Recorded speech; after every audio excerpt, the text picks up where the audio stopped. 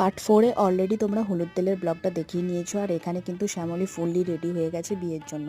আর এখানে আমরা সবাই রেডি হয়ে গেছি। প্রথমেই আমরা কিন্তু রেডি হয়ে পড়ে গেছি, ফুচকার উপর হামড়ে পড়েছি। তারপর যেভাবে ফুচকা খেলাম, আর সত্যি কথা বলতে কি ফুচকাটা এত টেস্টি ছিল যে কি বলবো, মনে হচ্ছে ফুচকা খেয়েই পেট ভরিয়ে দেবো।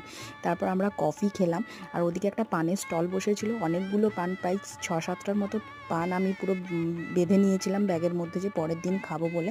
তো আমরা এখানে খাওয়া দাওয়া করছিলাম, আর ওইদিকে শ্যামলের সব কিছু রিচুয়ালস হচ্ছিলো।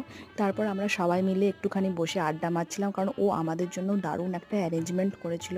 তো আমরা সত্যিই বিয়েবাড়িতে এসে হ্যাপি ফিল করছিলাম, কারণ হচ্ছে এরকম অ্যারেঞ্জমেন্ট অনেক কম জায়গায় মেলে। আর ওরা যেভাবে আমাদেরকে খেয়াল রেখেছে সত্যি সেটা বলার বাইরে। এটা রাতের ডিনার ছিল, তারপর মালাবাদল হলো, আর তারপর last of all mission complete, সিঁদুরদান হলো। তো শ্যামলীর বিয়ে কেমন লাগলো তোমাদের, ব্লগটা দেখে অবশ্যই কিন্তু জানাবে।